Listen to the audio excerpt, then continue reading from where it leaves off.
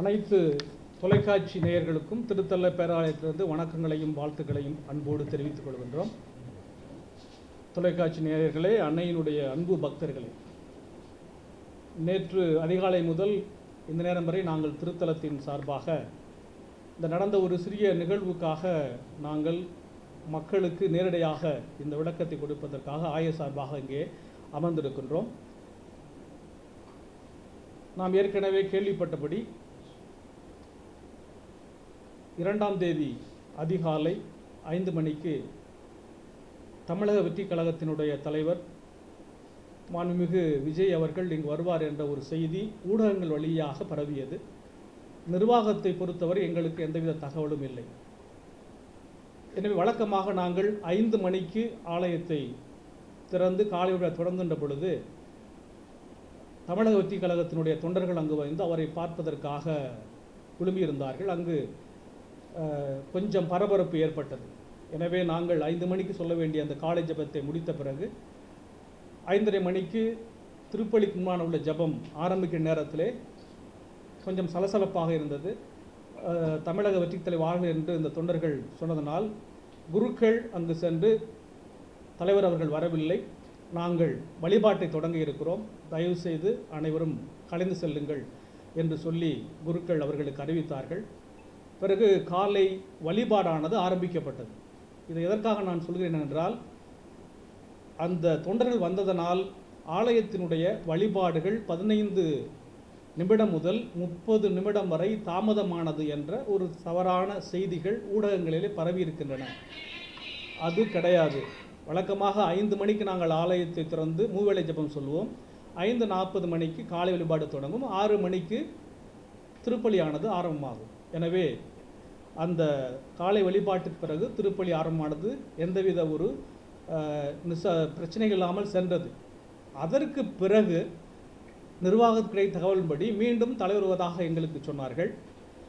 இதற்கு இடையில் உலகெங்கிலிருந்து அன்னையினுடைய பக்தர்கள் அங்கு நடந்த அந்த நிகழ்வுகளை குறித்து தங்களுடைய கண்டனத்தை, தங்களுடைய ஆதங்கத்தை வெளிப்படுத்தினார்கள்.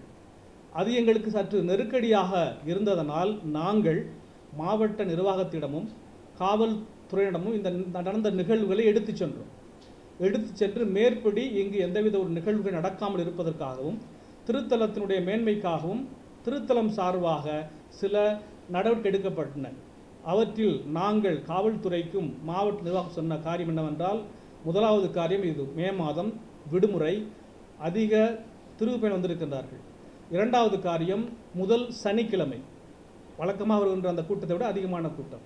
3வது, நேற்று சனிக்கிழமை 1000 வர வேண்டிய நிகழ்வு இருந்தது. எனவே இந்த 3 காரியத்தினால இனிமேல் இதை போன்ற ஒரு நிகழ்வு நடக்கக்கூடாது என்பதற்காக நாங்கள் நாகை மாவட்ட காவல்துறை நாங்கள் கேட்டுக்கொண்டதற்கு ஏற்ப அவர்கள் மேலிடத்தில் தொடர்பு கண்டு கேட்ட பொழுது தலைவர் விஜய் அவர்கள் வரவில்லை, அதற்கு அவர் சார்பாக சம்பிரதாய அடிப்படையில் தமிழக வெற்றி கழகத்தினுடைய பொதுச் செயலர் திருமிகு பூஷானந்தவர் வருவார் என்று சொன்னார்கள்.